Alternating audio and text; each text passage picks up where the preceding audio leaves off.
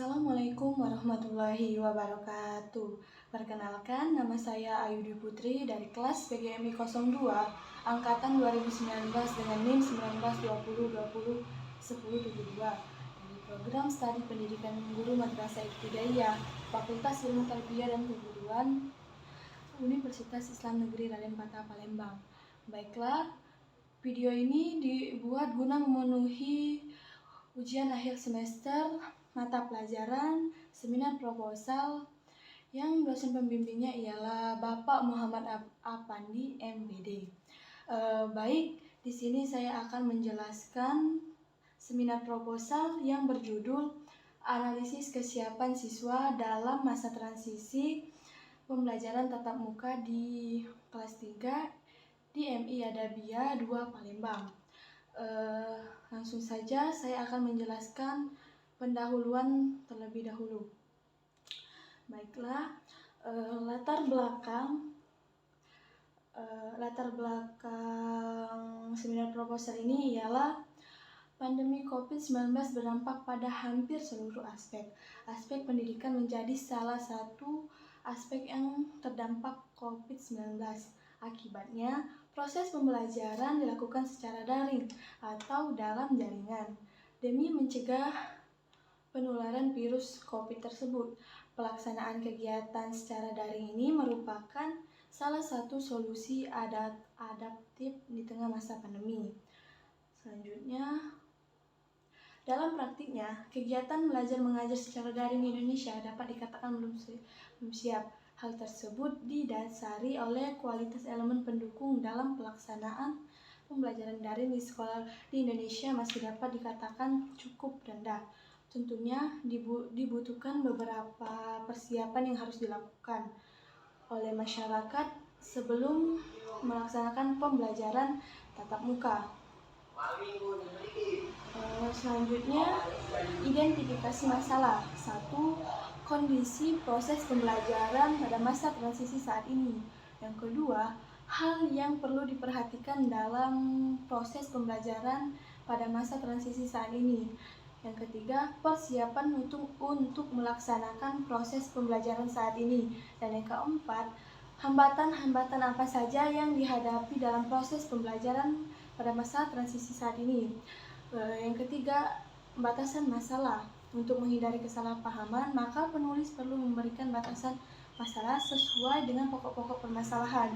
Selanjutnya, rumusan masalah ialah bagaimana kondisi proses pembelajaran pada masa transisi saat ini, dan yang kedua, apa saja hal yang perlu diperhatikan dalam proses pembelajaran pada masa transisi saat ini, dan yang ketiga, apa saja yang harus dipersiapkan untuk melaksanakan proses pembelajaran saat ini, dan yang terakhir, hambatan-hambatan apa saja yang dihadapi dalam proses pembelajaran pada masa transisi saat ini.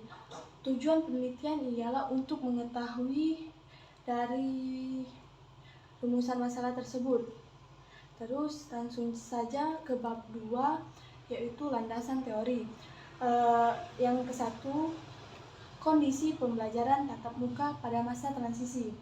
Pada masa transisi ini, semua siswa diwajibkan menggunakan masker medis atau KN95 bagi siswa yang mengikuti kegiatan pembelajaran tatap muka di sekolah.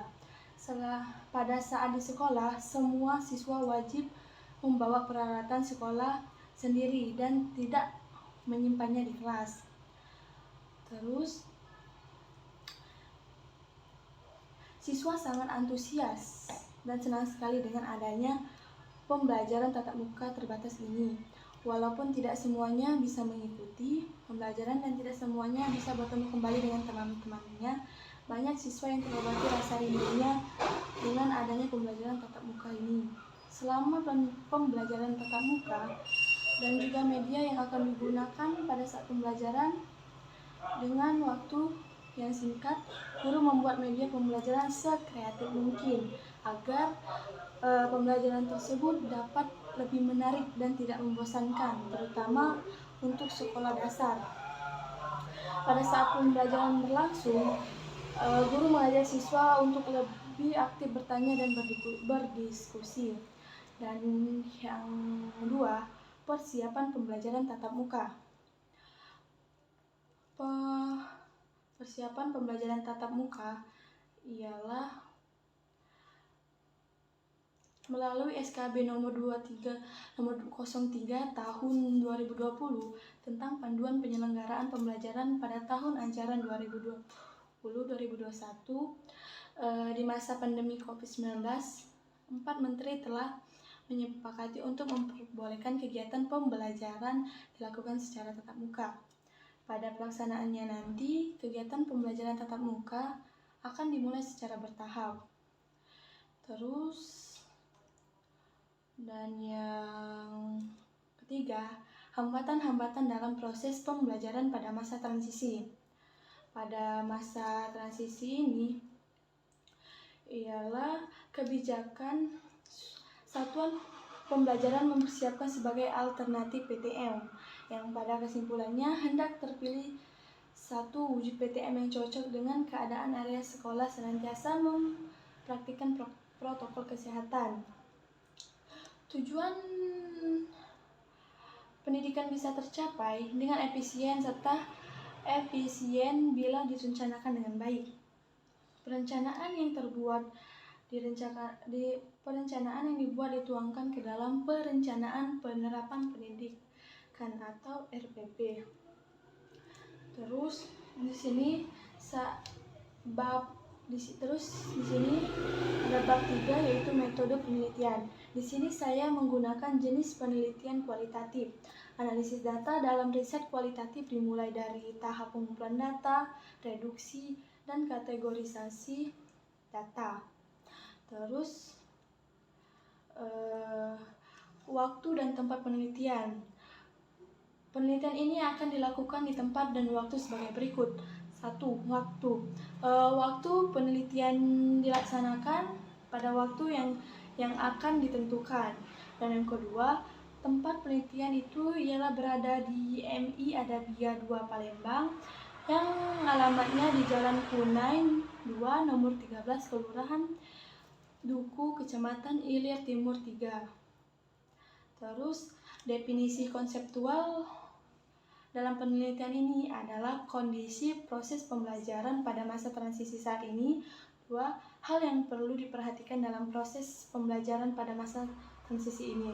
Dan 3. Persiapan untuk melaksanakan proses pembelajaran saat ini. Yang terakhir, hambatan-hambatan yang dihadapi dalam proses pembelajaran pada masa transisi saat ini. Terus jenis data dan sumber data. Di sini menggunakan 2 sumber data, yaitu data primer dan data sekunder. Teknik pengumpulan data menggunakan observasi, wawancara, dokumentasi, studi pustaka, dan teknik analisis data, yaitu menurut Ulbert Silalahi, pengumpulan data adalah satu proses mendapatkan data empiris melalui responden dengan menggunakan metode tertentu.